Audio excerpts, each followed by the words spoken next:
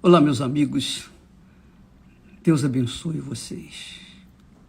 Abençoe muito.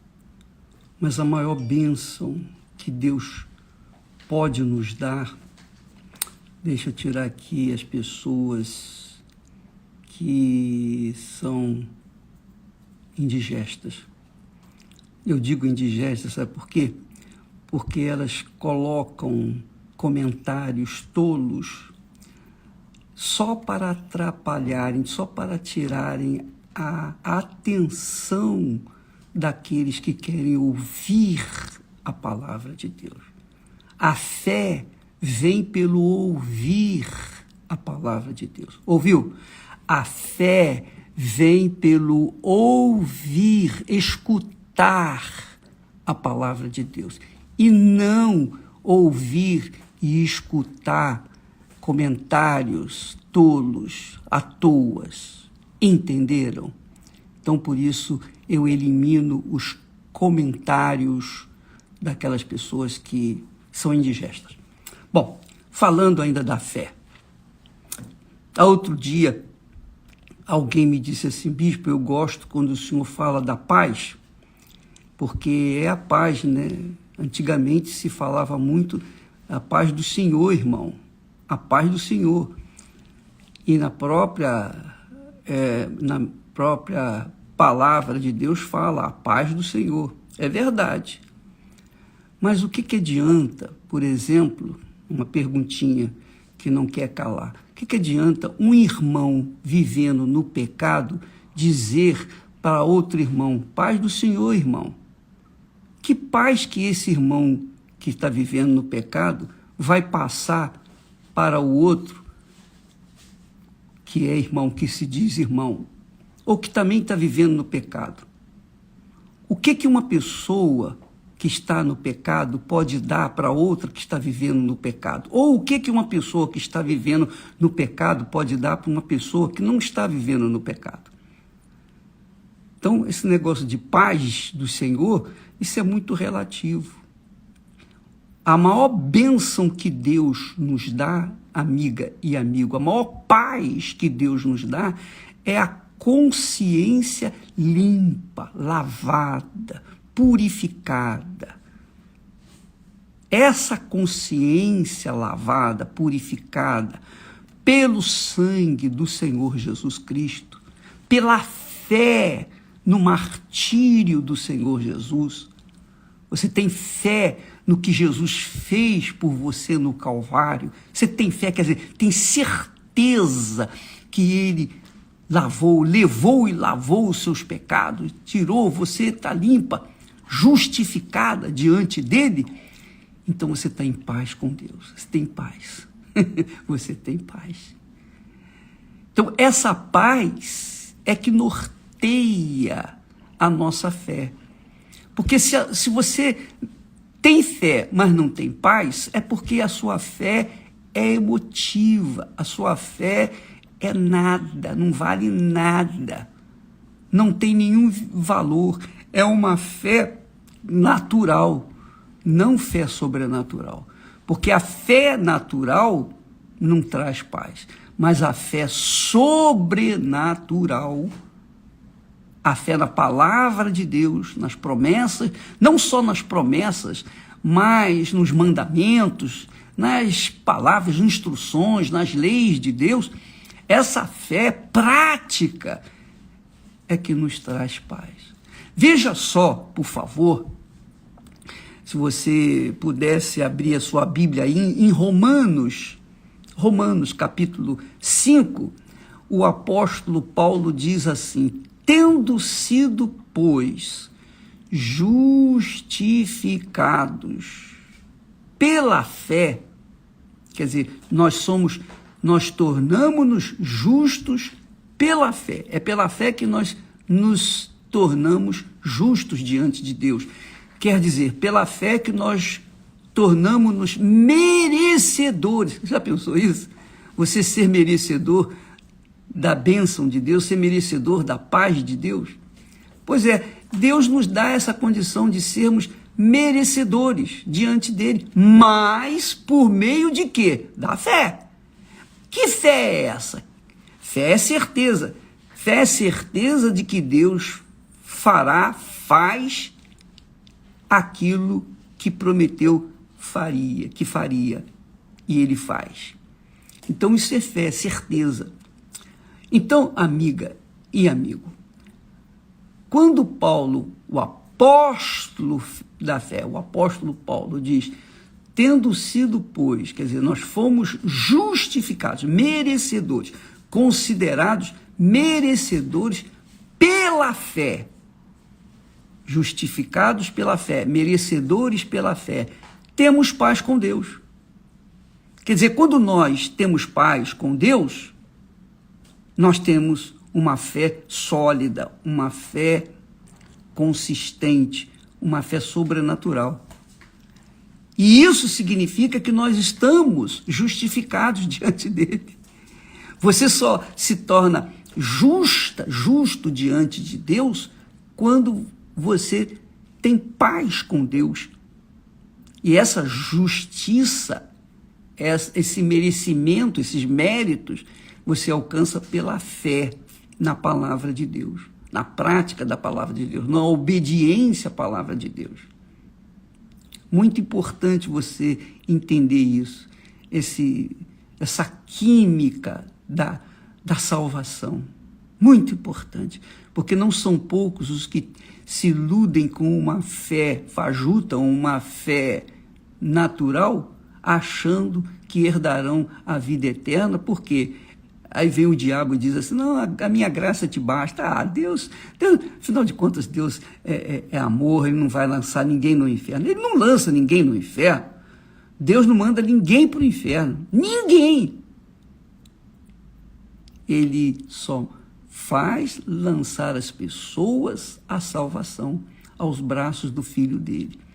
Mas como as pessoas são rebeldes, como as pessoas não querem a misericórdia de Deus, não querem aceitar a palavra de Deus, não querem obedecer a palavra de Deus, então Deus não dá a fé. E sem fé é impossível agradar a Deus. Então, ele diz, tendo sido, pois, justificados pela fé, quer dizer, a pessoa é justificada pela fé, assim, por exemplo, ela foi pega em flagrante delito, foi levada perante o juiz e tem provas que ela cometeu os delitos.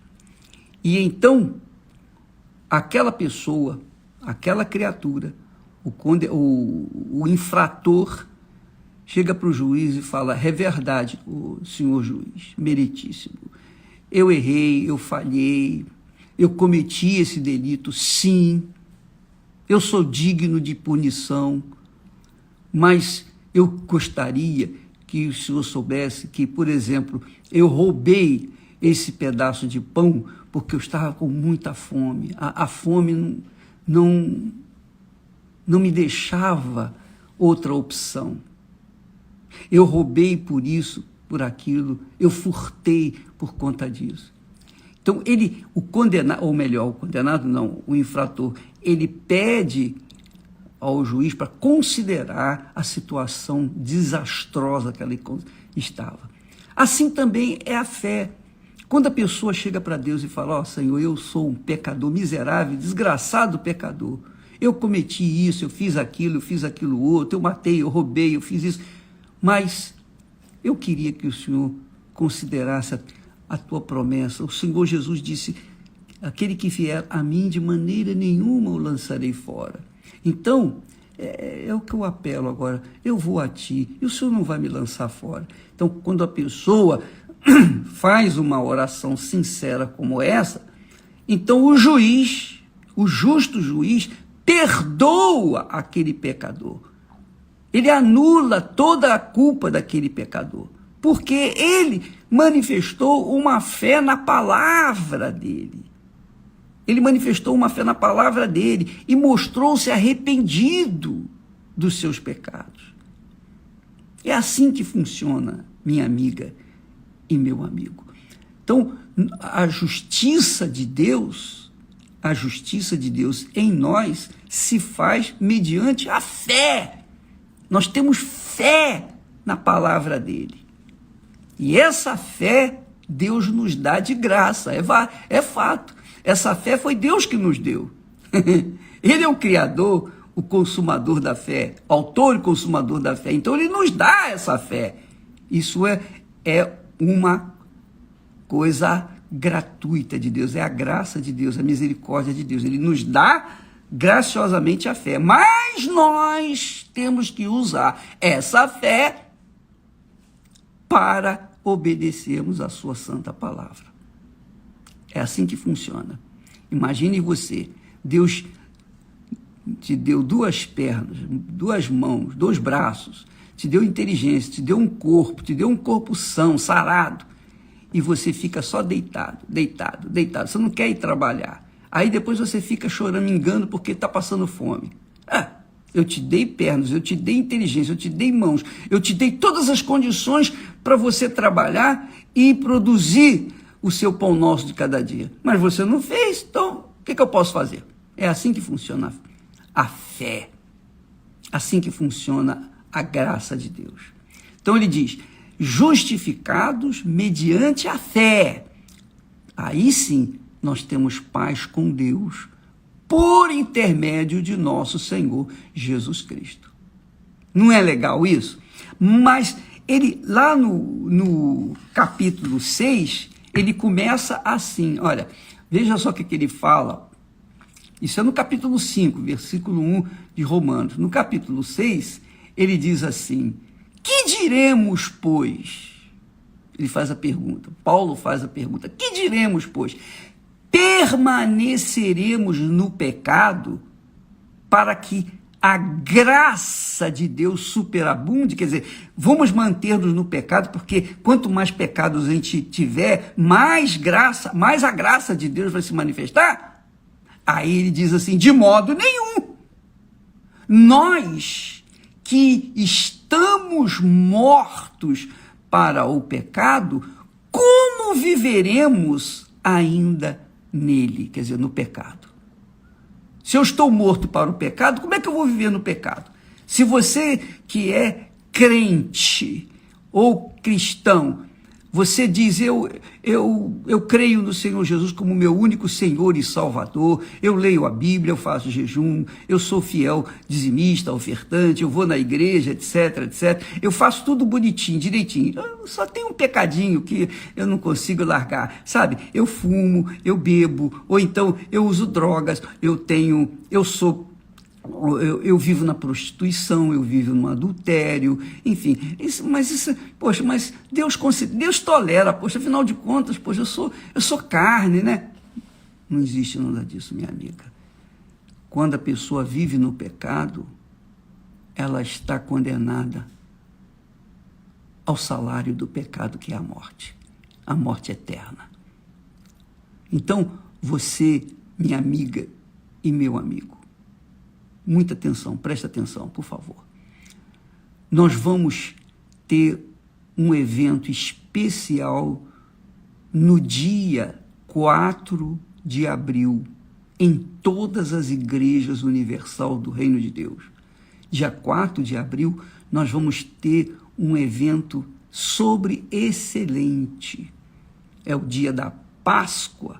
Nesse dia da Páscoa, nós vamos ter um evento de vida ou morte, especialmente para as pessoas que querem se consertar com Deus, que querem dar fim aos seus pecados, que querem dar fim à sua vida pecaminosa e querem viver definitivamente pela fé. Jesus disse para os seus discípulos, o meu tempo está próximo.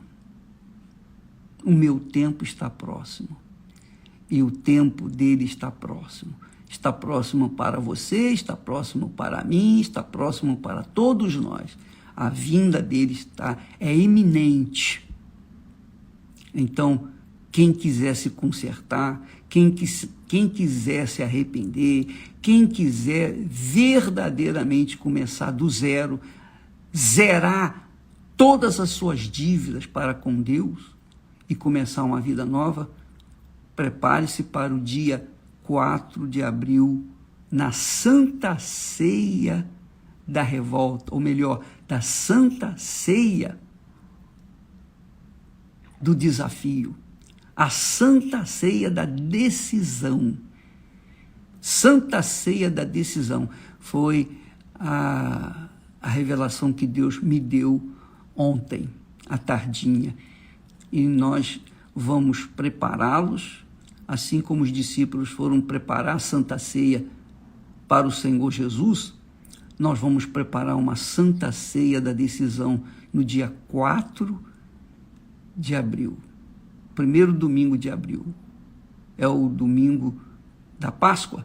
Nós teremos a Santa Ceia da Decisão. Nós vamos explicar direitinho, porque não serão todas as pessoas que vão participar, mas os que vão participar, com certeza, vão receber na hora a resposta de Deus.